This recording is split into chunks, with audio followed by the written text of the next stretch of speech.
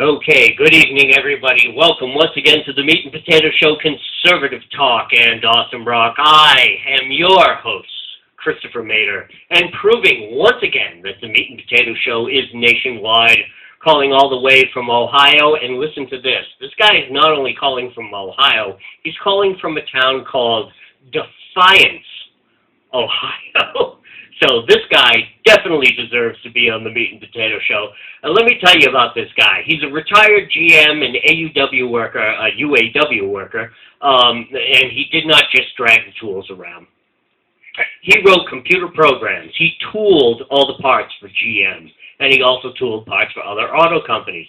He had to learn 4 different computer languages and 3 major CAD systems and all of those variations. And I did some CAD designing when I was a contractor.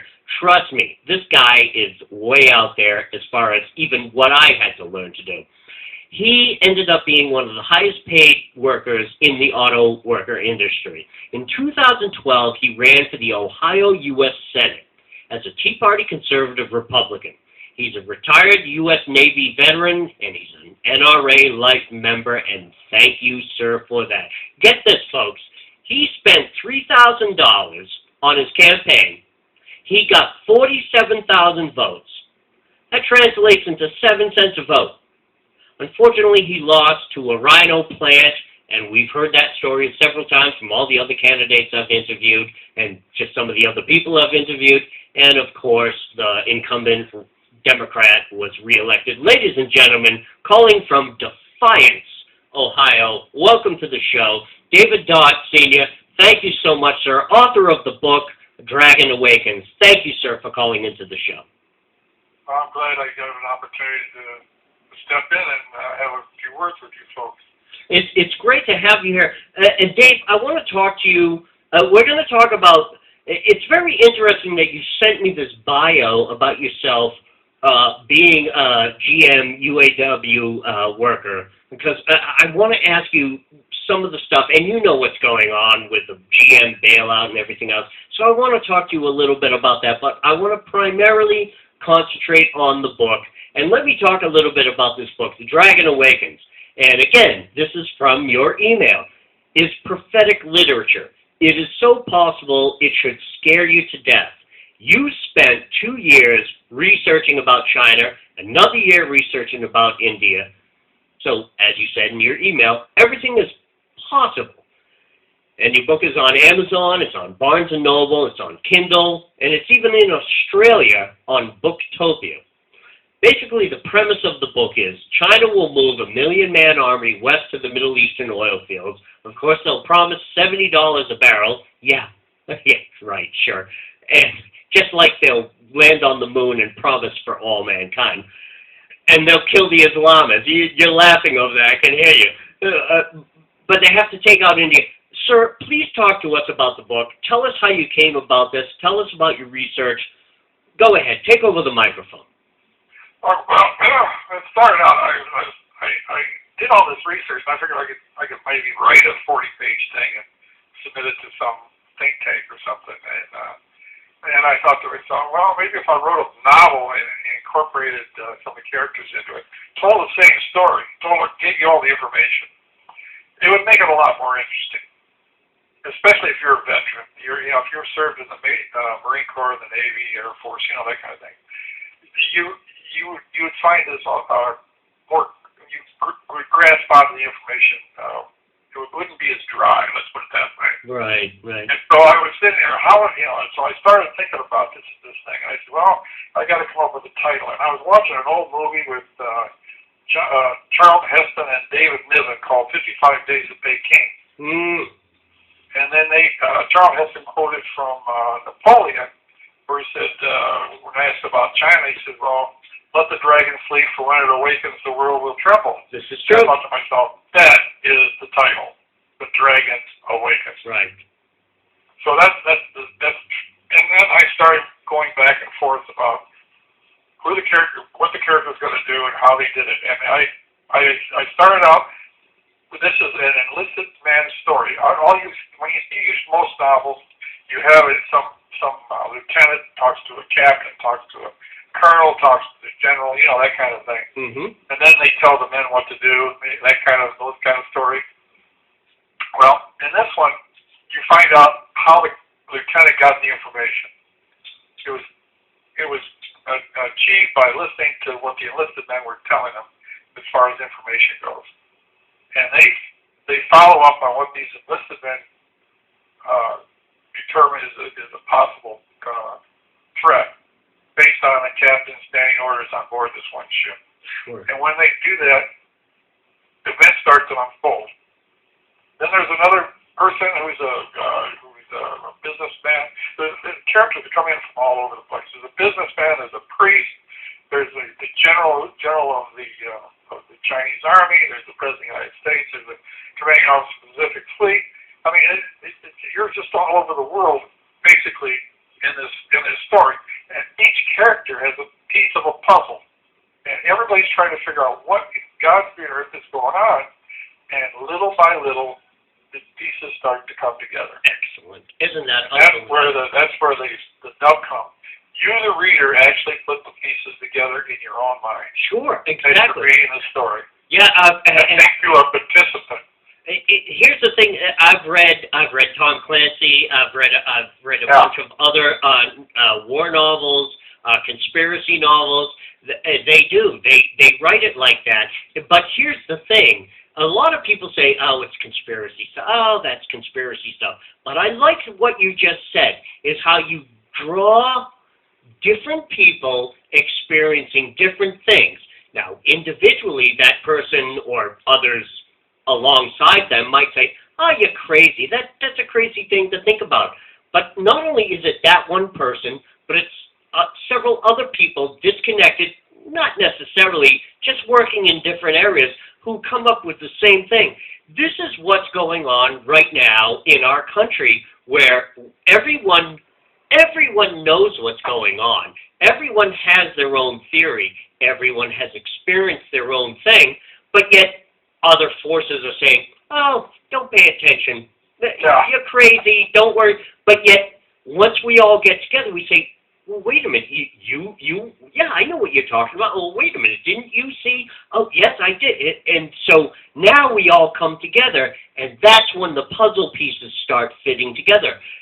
This is a great analogy to your book. You almost mirror what is going on politically right now in the world, don't you, sir? Yes, it is. That's part of it.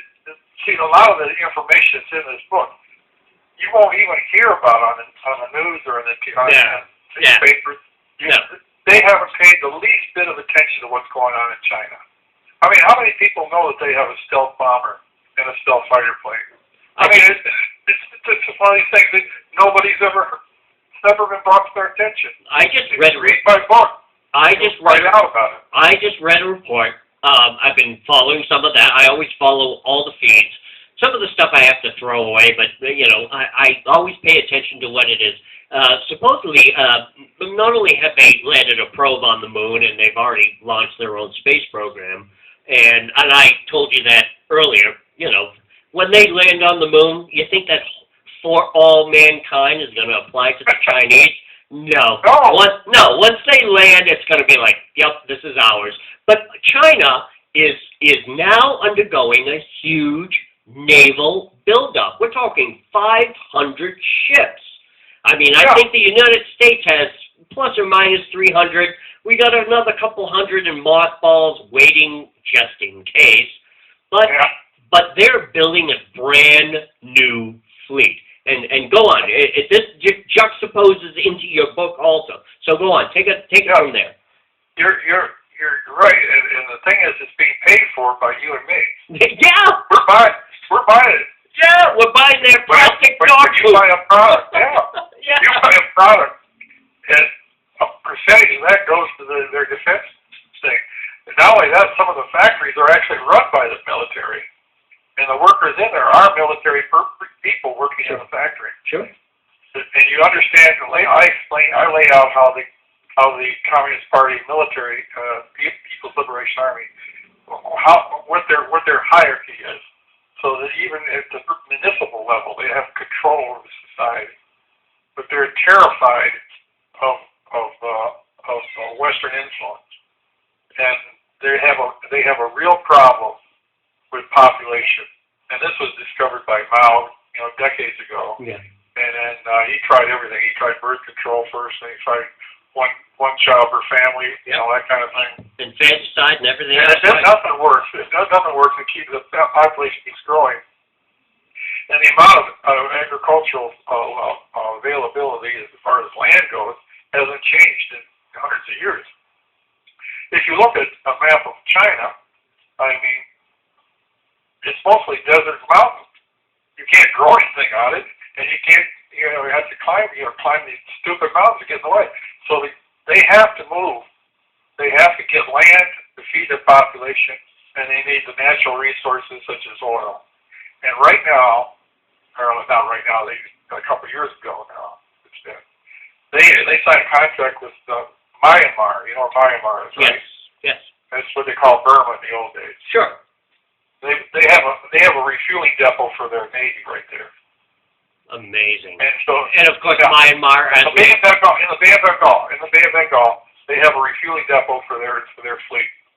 So if you take, and right now, they have an aircraft carrier that they bought from the Russians that they've refurbished, and they reverse engineer, and they're building an additional aircraft carrier ships right now in their shipyard. And nobody knows this. I haven't seen it on any network, anywhere, in any newspaper, that Japan has their own aircraft carrier. No. You know that? No, I do know that. Yes, it's that whole post-World War II that's supposed to be the first time passive. since World War II, they launched an aircraft carrier. Yes. That was a response to the Chinese aircraft carrier. But the other thing you learn in the book is the number of submarines and the classes that they have. They've been buying a Kilo class, their diesel, 3,000-mile radius fighting machine from the Russians because they're so quiet. And they have more submarines now than the Nazis had when they started World War II. Jesus Christ. So none of this is out there. I mean, nobody's concerned in the least. They're all worried about some guy with a camel in the Middle East. That's the real concern that we have to worry about. And the Chinese, for instance, 2 years ago, the first time a flotilla of destroyers entered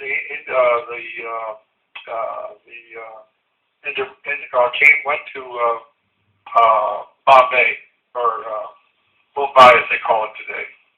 The first time in like 400 years that a Chinese warship has pulled into India. That was 2 years ago. And all this stuff is leading to something, and in my opinion, they have no respect for us because we're number one, they can't believe that a young nation like ours, which is racially impure, they are racist. I mean, they don't believe in this interracial anything. Yeah, they're homogeneous. Japanese are the same way. They don't believe homogeneous. They're homogeneous, yes. Yeah, and they can't believe that we can become a superpower, and we're destroying our own superpower status thanks to Obama and the Congress. And that part of that blame goes to Republicans. You can say what you want to, right? The Democrats are not the only ones with their finger in your eye when it comes to. I am in complete agreement with you on that, sir. I might be a registered Republican, and I might work for the Tea Party and do my conservative show. I could not agree with you more, sir. Thank you so much for stating that. But anyway, the story keeps building, and little by little, as I said, you become informed, and certain actions are put in place just in case. They hope they're wrong. Let's put it that way. The president of the United States at the time hopes he's wrong, but just in case he's got certain aspects, he cannot let this out that they've discovered this. If he let's say he calls up the army, okay, that would alert the Chinese to speed up their whatever and do whatever they're going to do. Right. And it would be really hurtful. By not doing that, by relying on Marines and some forces out of Australia and Japan and things like that, they've managed to bypass the media so that they don't let out the fact that things are going down. So, And that saved lives. The fact that they don't know. Because the news media would, let's look at this thing's a ship. Well, the news media would put up banner headlines in the morning, and they didn't give a rat's behind about anybody in uniform. sure, exactly, right. So in your... So that's that, So they have to do everything on the QT, and they have to use off-the-shelf technology. Now, every piece of technology, and some of it's rather sophisticated, that I mentioned in this book is available right now, off the shelf, on both sides of the equation. Okay? So that whatever I say the Chinese have, they have. If I say something the United States is using, they can use it. They have it. Sure. It's available. Sure. If I say that the British have this, they do. If I say the Australians have that, they do. And they're all, I name the ships, I name the groups, the engineering groups, and so forth, and these people exist. All right? So that's what's scary about it. That is the fact that I have these people and these ships and this equipment actually does exist. It is available to a president of the United States in a critical situation like this. So, David, has anyone from the government knocked on your door, guys in black suits and black SUVs? I expect them to start hammering, somebody coming in with a machine gun and drawing. I don't know. Why did you write this book? Well, hell, they did that with Tom Clancy. And I'm telling you what's out there and the technology, and this is not secret stuff. If you kick off your behind and hit the book, you can find out about all the stuff that I mentioned. Oh, of course, yeah. If you're an armchair, guy who just complains a lot, you don't want to get off. Read the book. It'll fill you in all the blanks that you might have about whatever's going on. Now, this is your 12th book. 12th book. Do I have that right? It's 12th book you've written. No. All right. Correct me, sir. Correct me. 2. Oh, I thought I saw something here. No. It's 12. What am I looking at? But I typed it wrong. Oh, never mind. I apologize. All right. Okay. This is your second book. But anyway, how are the sales going? How and I don't know. I really haven't. I get a check. It goes into my bank account once in a while. I haven't bothered to check it. But I'm hopeful. If you're a veteran, if you're a wife looking to get your husband an interesting book that'll keep him really interested in the subject matter involved, this is the book you want to get. I'm not kidding. This is it. I sent a copy to the commanding officer of the Pacific Fleet. I sent a copy to the commanding officer of Annapolis. I sent one to the chief of Commandant of the Marine Corps, just to complimentary copy. Give them a heads up that somebody is actually looking at some of this stuff. That's amazing. But I wrote on the cover. It says, "Hey Tom Clancy, I thought of this idea first," and he up and dies on me. I mean, I felt, oh my God, what have I done? I was going to challenge him because his last couple of books were kind of dry. You know what I mean? As far as content goes. Yeah. Not that they can't tell you something. Right. They just didn't seem to have the old snap to them. And Tom Clancy was doing some stuff where he had other biographers and other people co-writing. Company, yeah. And so I was kind of wanted to challenge him with this book and just start looking at things. I've got a third book I'm working on, but that's a whole other. It all has to do with. I am an old Tom Clancy fan. I read Shadow Warriors. What is it? Every whatever the something is a patriot. Something every lion is a patriot or something. There's the other one there. I read all the Rainbow Six series. I read Some of All Fears. Executive Decisions. I read all of them. Debt of Honor. And all of them are huge books. All of them are prophetic. All of them. We see all this stuff today. And this is one of the things I want to talk to you about. This actually is a good segue. You are a retired Navy veteran. Tell us about your time in the Navy. Was this part of the impetus, part of your experience that helped you write this book? And tell us where you were, where you served. Tell us that story, sir. Okay, I served on the AKA 100, which is amphibious warfare. So when I talk about amphibious warfare, I did over 3 years, 5 months, 15 days at sea or in a foreign port. But I did, I was on part of Amphibious Squadron 6. And back in the 60s when we went to, came back from Greece, and we were going to invade Cuba. Remember during the Cuban Missile Crisis? Well, our squadron was right there off of Havana. Served in every morning, every night. So when I describe what the ship is like and what the crew, how the crew respond, and all this kind of all the protocols. When you talk to an officer, you talk to an enlisted man, how you communicate, what you communicate, and when you communicate, and all those protocols are learned in boot camp. All right, and then there's the actual doing of the jobs. Now, I started out on deck, and I learned everything you could learn: handling cargo, landing craft, top and hook, the yard and stay, line handling, you name it, all that heavy equipment stuff. And then I transferred to navigation division and almost became an instant petty officer because I spent some time on my own time. I go up there and I learned how to use LORAN and radar and all the other stuff that's up there. So that I flew, I ran right into that. I was recommended for second, then I was time for discharge, and I couldn't get into what I wanted to do. And I was to go to Vietnam and run a BP boat, and they were asking for volunteers, and I volunteered, and I didn't hear anything back from them, so I said, well, heck with it.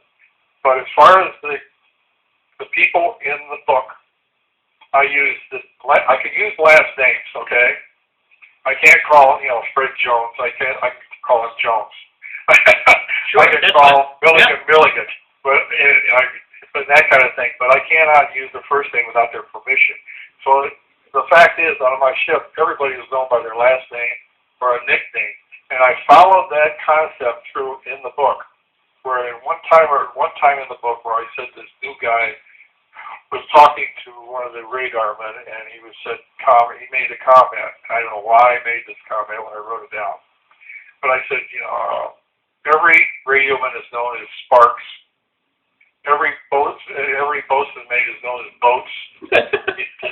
He says a Copenhagen, the radarman and radar, they call it lanky radarman, is known as Mouth because he talks all the time. I know this.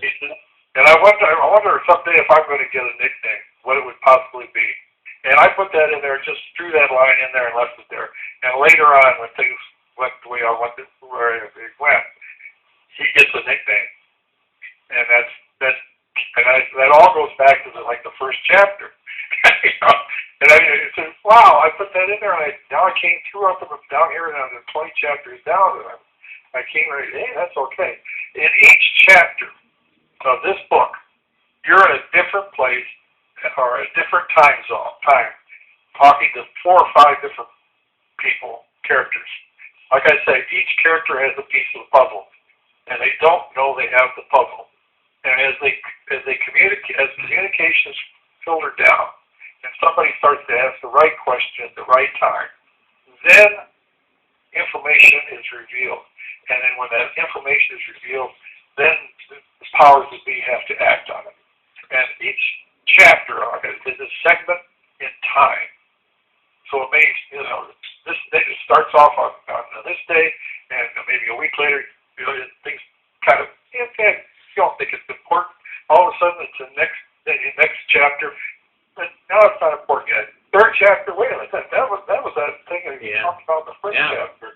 And all of a sudden, you start realizing that you better pay attention to what you're reading because everything in there is key to something else.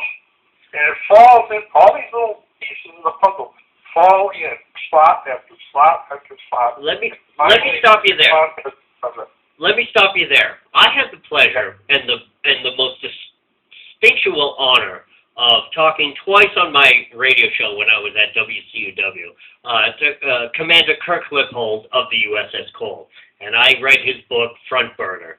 I couldn't as soon as I opened it up, I couldn't put it down. I think I read the thing in a day and a half. I couldn't put it down, and of course I just told you I interviewed him twice on my show. He tells the same story. They all got the same information. No one's paying attention. This channel is like, don't worry about it. Then this other organization within the military gets some of the same information. Oh, don't worry about it. It's chatter. Some of the people are putting the things together. The most important people are not putting the things together. Sure enough, Commander pulls into the Gulf of Aden for a simple refueling. And, well, we all know the history from that. I told you I interviewed him twice on the show, read his book, and that's the same thing. We keep repeating this same thing. Look at World War I. Look at World War II. Look at Korea. Look at the Gulf of Tonkin with Vietnam. We see these. Look at 9/11. We keep seeing over and over. And like you're saying in your book, all these pieces of the puzzle are out there. No one's paying attention. A few people are paying attention, but their superiors are saying, don't worry about it. But these guys are scratching their head saying, well, wait a minute, something's going to happen. And then, boom, it happens. And then everyone's like, oh, I had no idea. Are we repeating this thing again? Yeah. The thing that I point out in the book is how professional the enlisted men are and how the officers kind of drop the ball. Yeah. All right? Yeah. And when it finally comes up to where they have a lieutenant, they bring him in, and he complains about it. The fact it's a mid-watch and it's dark out, and he has to come into the radar. Right. It's just another normal night on watch. His our eyes are going to have to adjust again. He's going to be blind when he leaves the room because they got the room lit, and he's out there in the dark, being able to see in the dark, and he's complaining about night blindness. I'm not going to be able to see for 3 minutes after I've been in here. This better be important, that kind of thing. And the second class quartermasters have knocked that off. That's not important. This is important. That kind of thing. It's like the Titanic. And all of a sudden, he wants to. He was going to go to the radios that were right in the CIC and communicate this problem immediately to a Commodore over the radio. And the first class petty officer of radarman says, "No, you cannot use these. These are not secure." He would have used an unsecured radio and alerted the force that they just located by mistake. Like I was just going to say. This is professional stopping some of these junior officers from making really a major error. We can even look at the Titanic. We even know that. Oh yeah. The Titanic, the captain of the ship got telegraphs from other ships saying, "Oh, icebergs in the area." Just transit ships, just supply ships, and he's like, don't worry about it. Let's crank up the propellers. It's like it's so weird how we keep repeating this. And let me segue into the next piece here, sir. Look at ISIS and everything that's going on in Iraq. And, of course, there's people in the media, people in our government, don't worry about it. Yes, it's a big problem. They're taking over Iraq, but, Iraq's got to go through their civil war. Well, we all know this through history anyway. But, again, people who are supposed to be in charge and making the decisions aren't looking at this and saying, wait a minute, we need to really kind of figure out what we're doing here. Meanwhile, the people on the ground are saying, help us, we're here.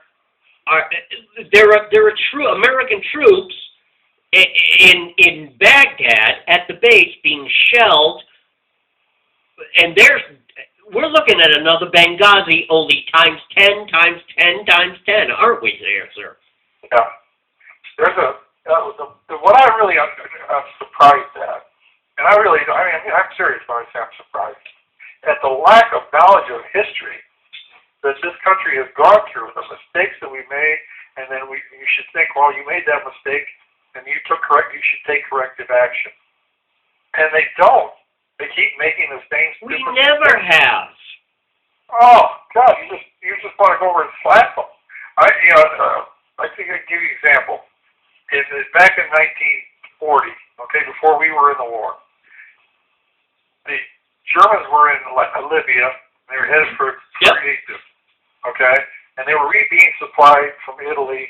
And the only thing interdicting them were fighter planes coming out of Malta, okay. Yes. So we said, the English said, we're going to send a fleet and aircraft carriers and everything. It was along with about 30 ships, and we're going to resupply Malta because they're running low ammunition, fuel and everything. And they're the only thing really interdicting the Rommel and the boys over there in Libya. So they sent this fleet in. They have to deal with, first they have to deal with the Italian Navy. Yep. Then they have to deal with the German dive bombers and stuff like that. And they fight their way to Malta. And when they get there, some of the only ships with cargo, they're like less than a third. Sure. Make it. Yep. And some of those are all all shot up. Yep. Now, let's think that was 1940. Okay, here we are at present day. We have this liberation thing going on and all this stuff in Egypt. What is the point of that? If you take Gaddafi out, you take the Egyptian out, the Muslim Brotherhood controls that whole North Africa thing. Yes. And if they want to attack Israel with our tanks and our planes, yes. they're sophisticated. Yeah. And so they do that, and they get the rockets from Gaza and the rockets from Lebanon and the from Libya because they've overthrown Assad. They're going to get the Assad in there, and they start to move in on Israel. Israel calls for help, and the United States had sent the fleet with a bunch of ships to help, like Nixon did. Nixon did that when they were back in the 70s. So who's going to interdict them? Oh God, we're going to run the gamut just like the British did. That's right. Against the German and Italian. Sure, going through the Mediterranean, right. It's a complete rerun of history. Sure, right. And we sit back and say, the Muslim religion is peaceful and tolerant and all this other horrible stuff. And I'm like, oh God, will you please do some research and look up and see what the threat that you're doing to the Mediterranean. Exactly. And here's where I'm going to implore upon your age and experience. I'm 50 years old. I'm not as old as you are, but I do a lot of research on history. I've done my show since 2008, and everything has been researched to just get to the point where I am today.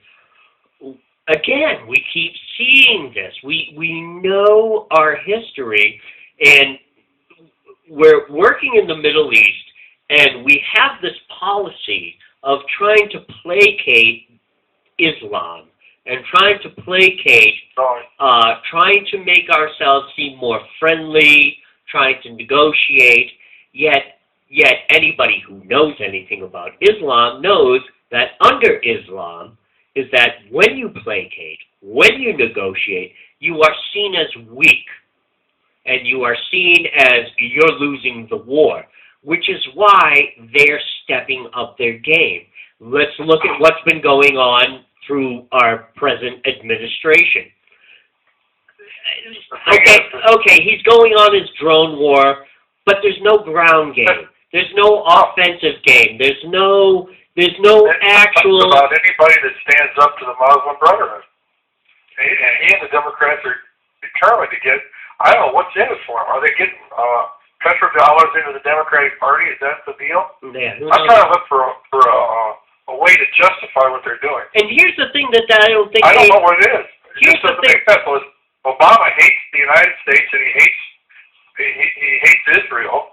So, those two things, if he hates those two things, that would be the reason to do what he's doing. Exactly. But here's the thing that I'm wondering if they understand themselves, and I'm talking about the liberals, the leftists, the socialists, who are placating, as I just said about 2 seconds ago, is that don't they understand that when we allow Sharia and Islam into America, and when we allow them to take over the way they are, that they're going to come after them as well. It's not like, oh, we let you guys in. We're supposed to be your friends.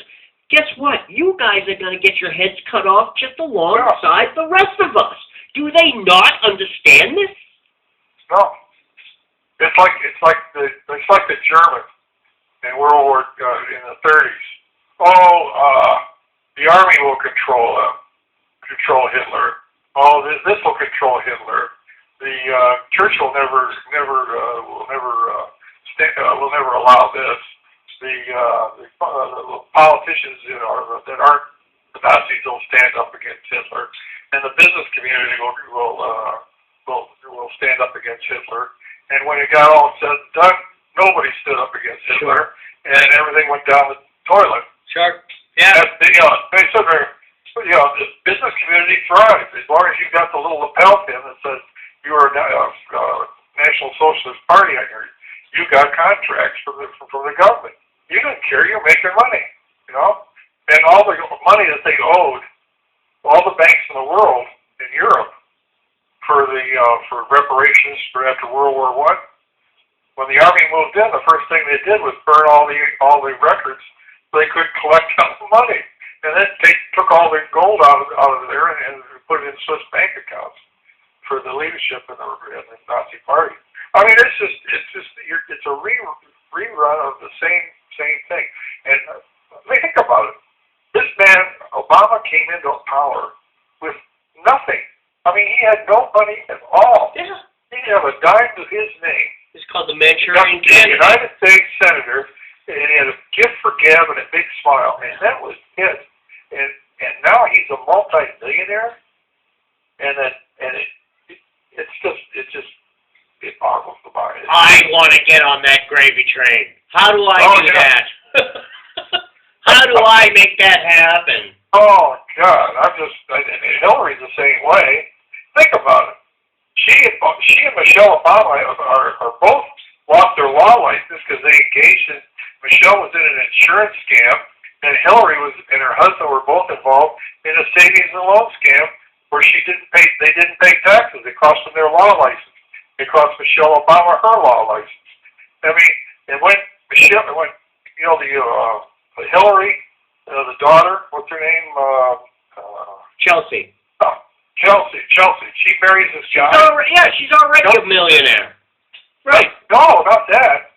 The guy she's married, her father-in-law. He's swindled people out of millions of dollars and went to prison. Well, exactly. And he and his wife are both best friends of the Clintons.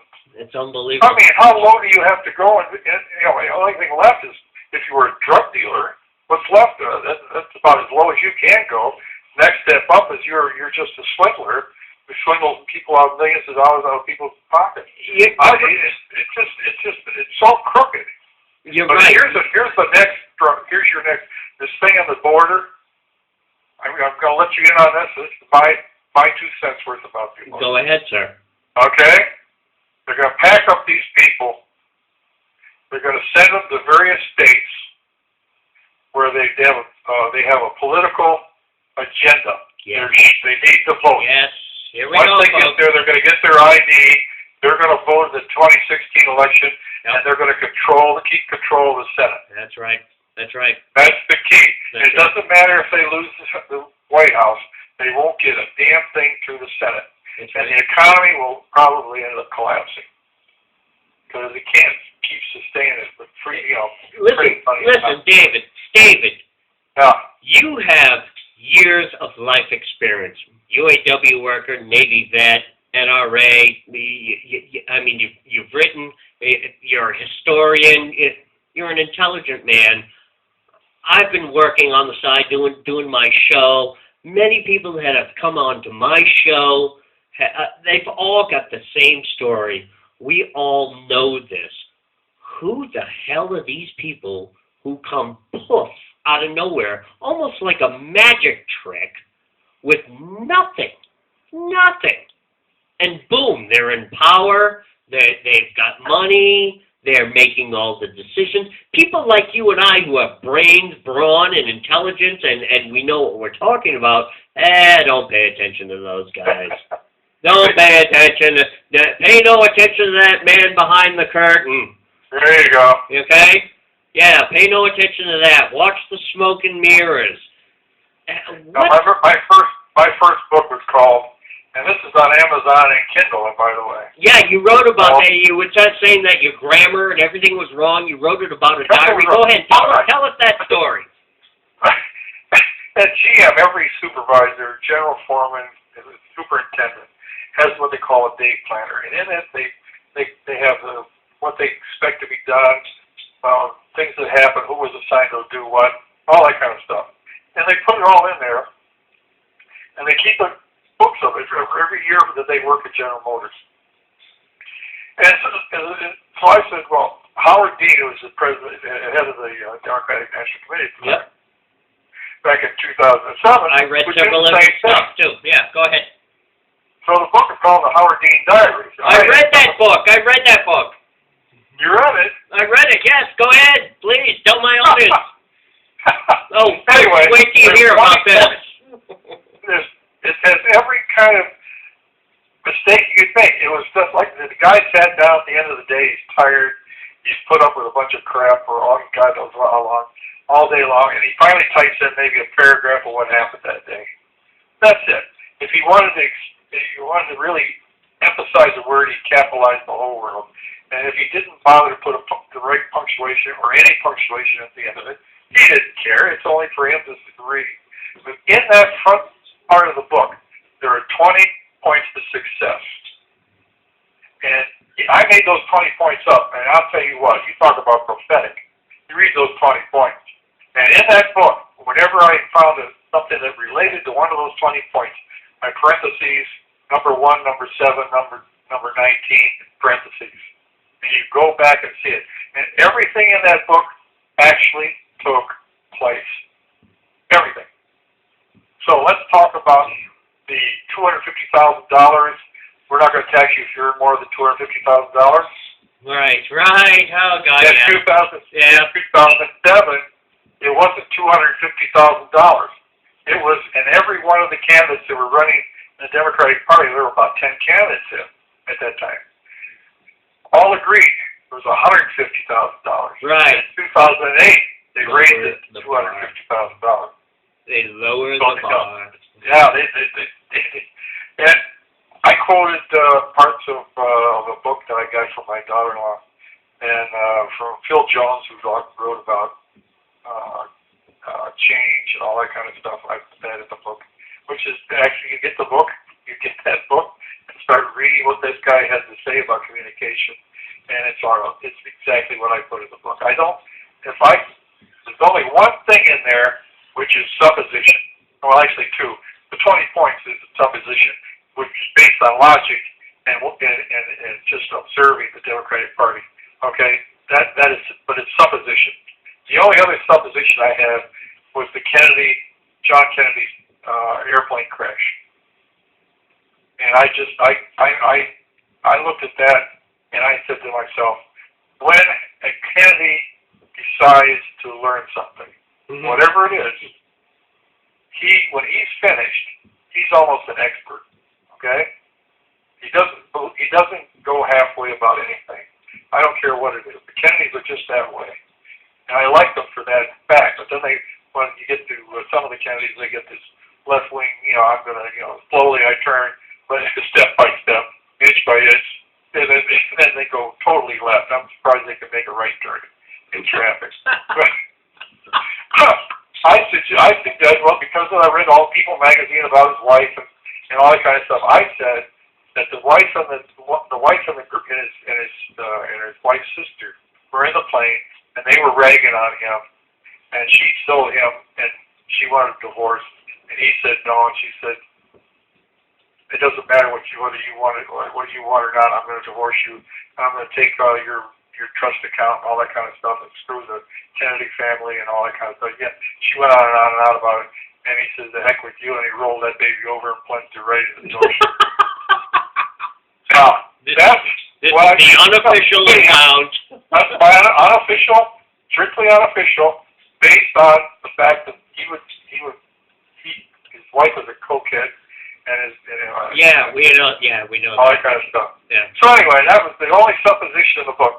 Everything else actually took place. Everything. Unbelievable. Oh, so let's go back.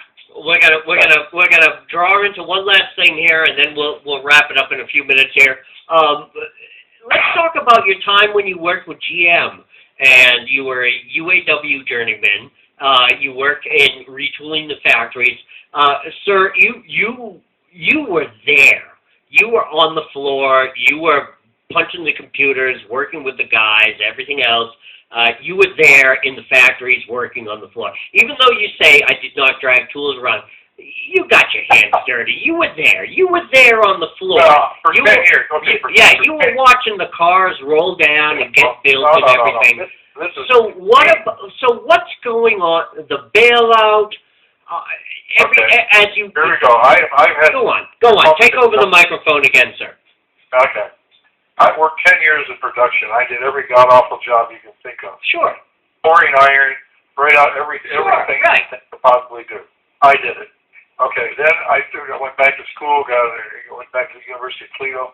GM came along and said, hey, how would you like to go into skilled trades, or you could go and become a supervisor? I looked at supervision, and I said, no, I'll go into skilled trades. And then time goes by. I don't hear anything. Then one day my supervisor says, report to the Dimensional Performance Group. You're going to get, you're going into skilled trades Monday morning. That was it. And then my life completely changed. I lived in a clean room. I worked with computers. I measured the tooling that created the parts to make sure the tooling was right. And I measured the parts to make sure the parts were right. And I had to learn all these computer languages and CAD systems and all that kind of stuff. Let me stop you there, sir. Let me stop you there. Okay. But make sure you understand that Americans don't build quality products. Okay, let me go back.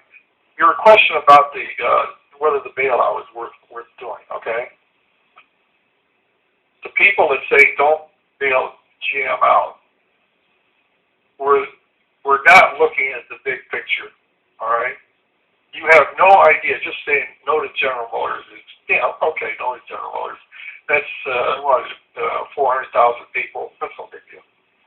Oh, wait a minute. All that glass industry, gone. Yeah. Rubber industry, gone. All kinds of different industries, plastics industries, gone. I mean, you will have millions and millions of people losing their job. R&D. So you have. I'm not saying you prop up a company that didn't meet. They couldn't do the job. And sir, could do the job. Sir, let me stop badly managed by management. It was very badly managed. Sir, let me stop you there. Right here, official meat and potatoes policy. I actually support the GM bailout because of what you just said. Because of what you just said. The millions of jobs, not just GM, the guys put the rivets together on the cars. It's the millions of other jobs, like you just said, the glass, the plastics, the R&D, all the stuff that goes in. Hell, just jump inside of a modern GM car today. It's like, wow. People had to put this together. There were hundreds, if not thousands, of companies who put this together. If the company wasn't bailed out, all of that gone. All it falls. It's like it Right. would have been just like a house of cards. Go ahead, sir. Take over. I'm sorry to interrupt you. No, that's okay. I just looked at the whole thing, and I said, and I had my congressman. I tried to explain it to him, and all he could think of was the UAW. Another thing you have to understand about the UAW, the leadership is one thing, and the rank and file is a totally different ball of wax. Okay? Just because you're a UAW member doesn't mean you were a Democrat. Now, in my plant, we had at that time 3,000 workers, okay? A third were Republican, a third were independent conservatives, and 20% of the Democrats were conservative. So we got a conservative vote straight across the line. When it came to a vote whether or not we have CNN or Fox News on the internal television sets in the break rooms and the lunchroom and stuff like that, the rank and file voted for Fox, which really upset the leadership. So the leadership got around it. These guys are diehard Marxists, for crying out loud. There's no other way to put it. Upper echelon. No, they are. I mean, Walter Reuther, the Reuther brothers were from Ohio. Yeah. And their mother was a Lutheran lady. Their dad was a socialist. I think he worked in a beer company somewhere. This guy knows. They were confirmed in the Lutheran Church by, and then they went somehow or another. Where the money comes from to do these things that they did. They went to Europe and looked at the Nazi model and the fascist model of socialism and the communist model of socialism, and they came back and said that the communist model was better for the And I'm not making this. I know you're not making it up. I know you're not. No, wait a minute. This is right out of the publications from the United Auto Workers history. I'm not making this up. I know. This is. They tell you this. So they have a place up in Michigan called Black Lake, and when you become a leader in the local, they send you to Black Lake to be indoctrinated in this Marxist Leninist nonsense. And by that time, I was the chairman of the Union Labor Committee, served on another committee called the Gansbutzmans for the business community, and all that kind of stuff. And I said to the chairman, or the president of the local, I forget which, and I said, when am I going to go up to Black Lake? He said, we're not letting you anywhere near Black Lake. But why?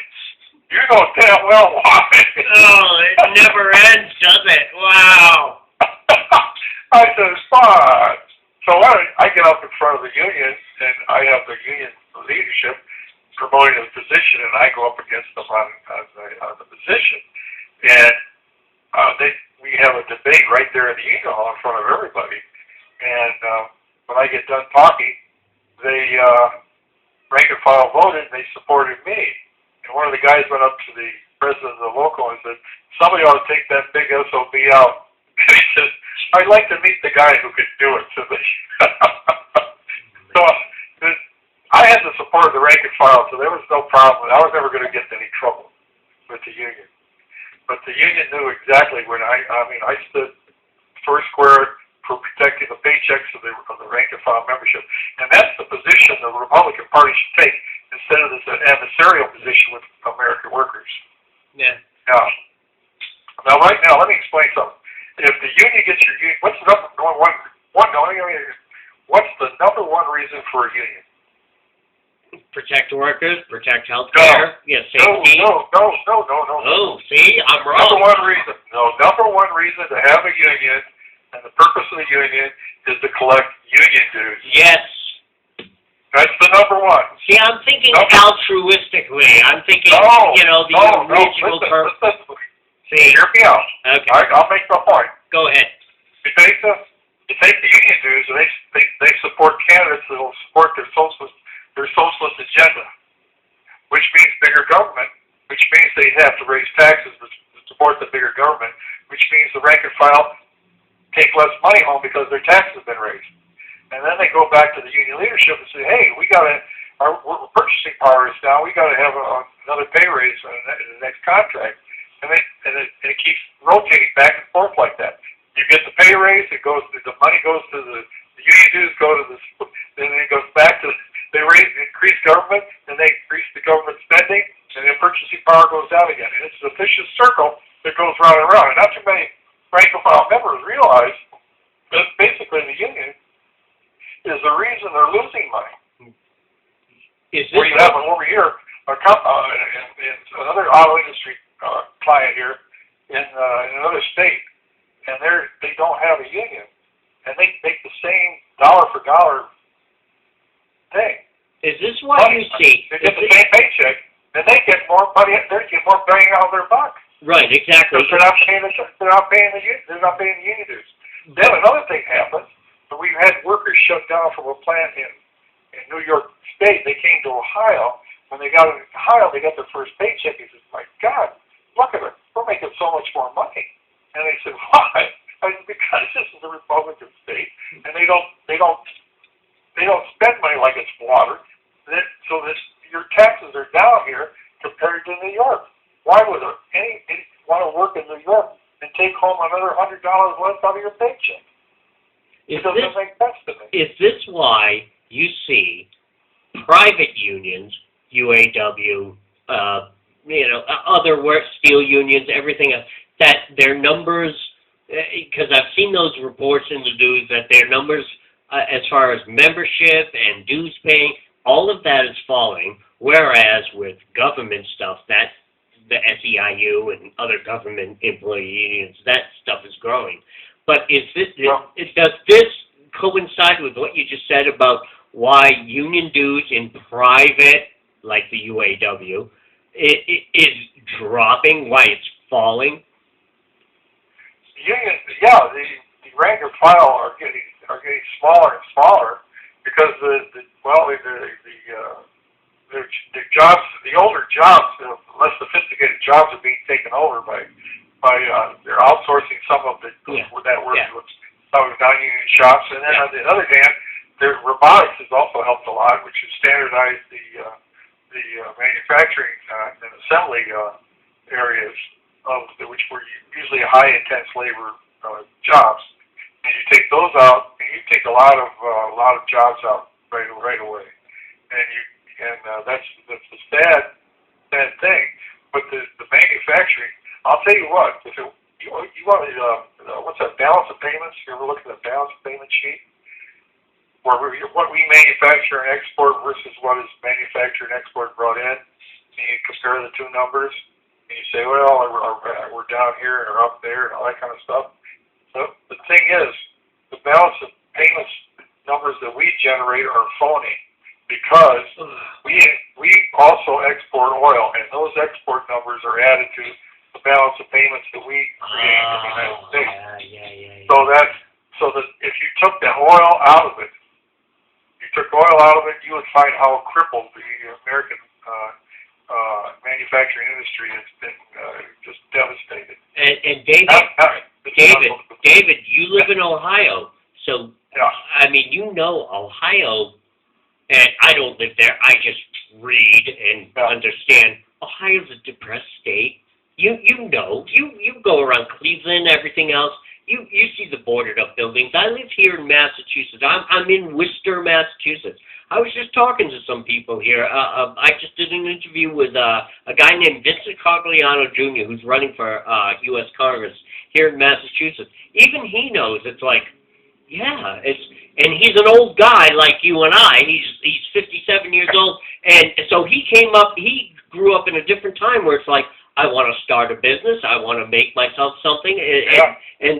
But even he knows, and I spoke to him about this on the interview, it's like you can just walk around here in Worcester, Massachusetts, boarded up buildings, boarded up homes, boarded up shops, boarded up. That's all you see everywhere. That's all you see. I lived in Saginaw back in 1969, and like I said, it was the all-American city. If you go there now, it looks like Beirut. Right. It's a disaster. And when you were a kid, you remember riding your bike as a little kid, going down and seeing all the shops open and the cars in the streets and everybody walking around and things going on. Listen, I went to the reason why I'm late getting to this interview with you, I was down in Worcester in the center of the city today. I was covering a NDAA protest with some people there. Right. That's why this whole thing went late with you and I.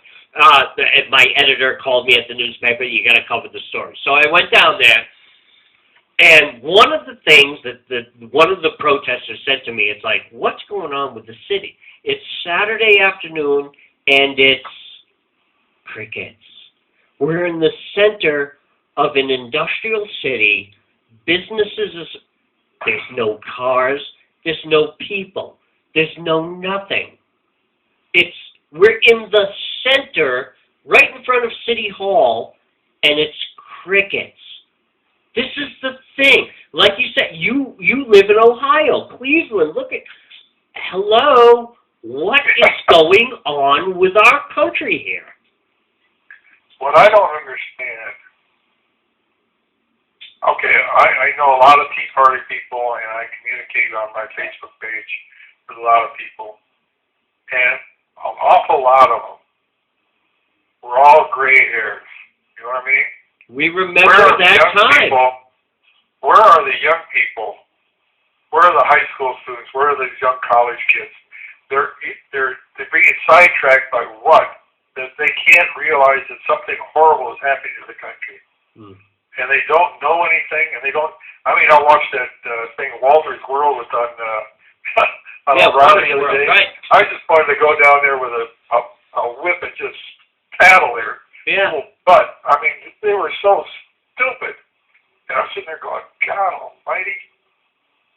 I'll get you a story that you have never heard. I'll bet you $1 to a donut you've never heard it.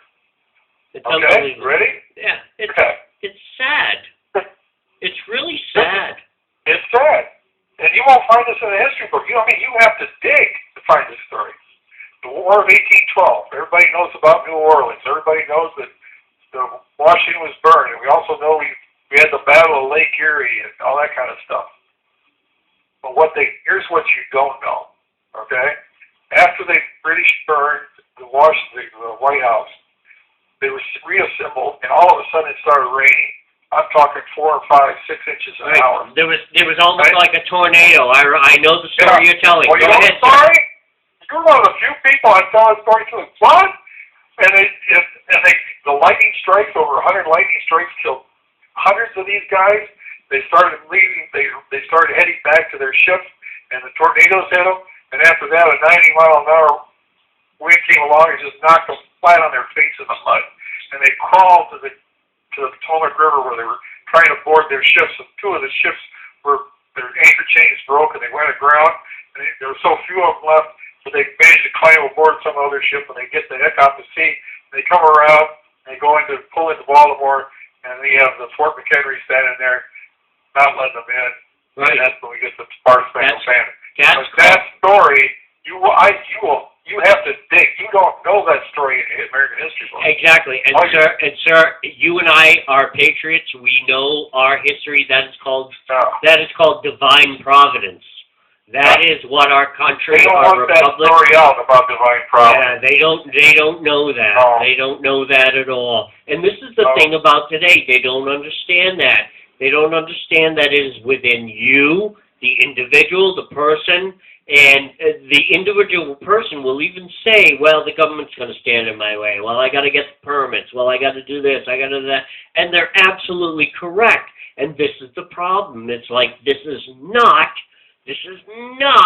how our republic is supposed to be today. It is supposed to be about free enterprise and business and people making their way and building and creating and discovering and enjoying and just expanding everything that is freedom. Like I just said, I was down there in the city of Worcester, and I said to those people, I said, this is socialist America. Notice there are no cars, the businesses are closed, there were nobody in the street. I told the guys that I was there, I said, when I was 16 years old, I used to hitchhike my way into Worcester because it was the place to be, and I used to go down there to the Galleria and hang out at the mall. I saw the first Star Wars movie at the Galleria Mall in 1977. The place was hopping. I went outside, went to the Common. There were thousands of people. There were cars and businesses, trucks, arriving, dumping stuff off, just distributing. Everything was going on. You had to be careful crossing the street. I got news for you right now. I could walk down to the center of Worcester right now, put a blindfold on my face, and walk across Main Street. I would not get hit by a car because that's how bad it is now. I was waiting for Governor Kasich of Ohio to communicate with some of these arms manufacturers in Massachusetts about having them come to Ohio. If the people of Massachusetts become so anti-gun that they should come to Ohio. Northwest Ohio has more Navy, more Marines, more Airborne, and more Green Berets, I think, than any other place in the country. Good. Every time I turn around, I run into someone. Good. David, Thank you so much Yeah. for being on my show. Thank you so much. Yeah. The book is The Dragon Awakens. Dragon Awakens, yes. Yes, get it on Amazon.com. David, thank you so much for calling into the show. We're going to have you on again. I've got a lot of stuff coming up in the next month. I got to get candidates on. I got my August 30th thing That's going okay. on. That I know That's you great, know. Dave. I know you know that I've sent stuff to you about that. So thank you so much, sir. And when all this is done after August 30th, we're going to have you back on the show again. Ladies and gentlemen, David Dodt Sr., the book is called Dragon Awakens. David, thank you so much. You're welcome. Enjoy your day, sir. Thank you very much. Bye-bye.